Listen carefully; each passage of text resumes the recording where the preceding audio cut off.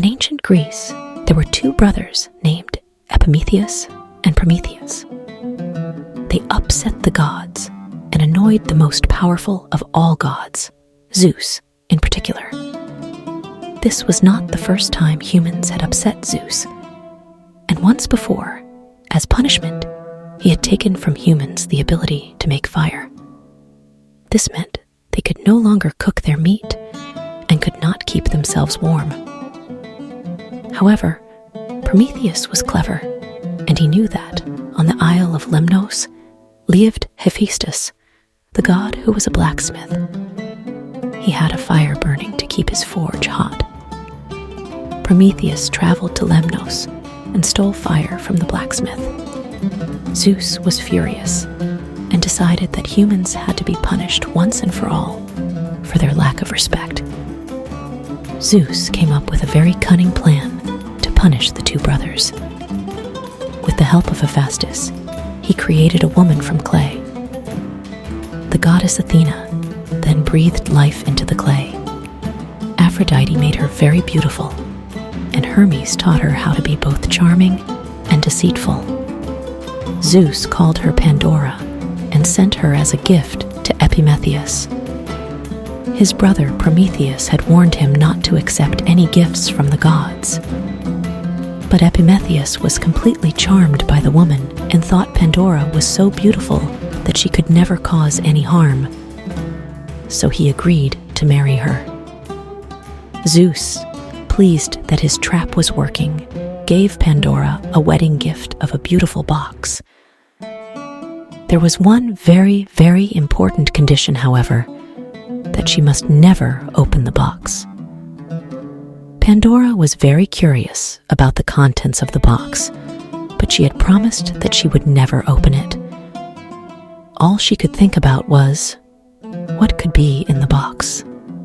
She could not understand why someone would send her a box if she could not see what was in it. It seemed to make no sense at all to her, and she could think of nothing else but of opening the box and unlocking its secrets. This was just what Zeus had planned. Finally, Pandora could stand it no longer. When she knew Epimetheus was out of sight, she crept up to the box, took the huge key off the high shelf, fitted it carefully into the lock and turned it.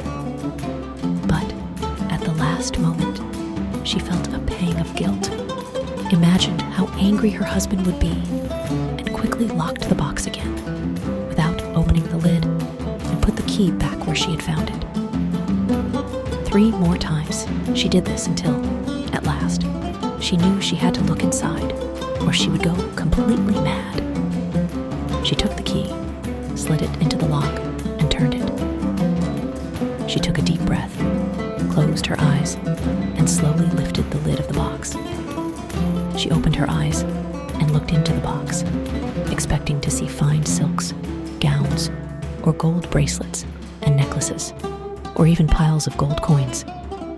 But there was no gleam of gold or treasure. There were no shining bracelets, and not one beautiful dress. The look of excitement on her face quickly turned to one of disappointment and then horror. For Zeus had packed the box full of all the terrible evils he could think of. Out of the box poured disease and poverty. Out came misery. Out came death.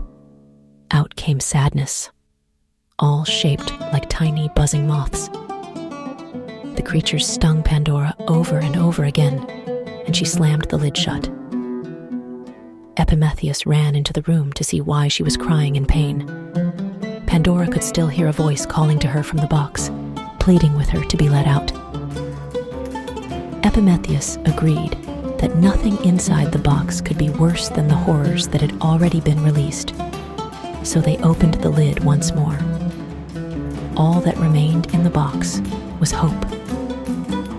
It fluttered from the box like a beautiful dragonfly, touching the wounds created by the evil creatures and healing them. Even though Pandora had released pain and suffering upon the world, she had also allowed hope to follow them.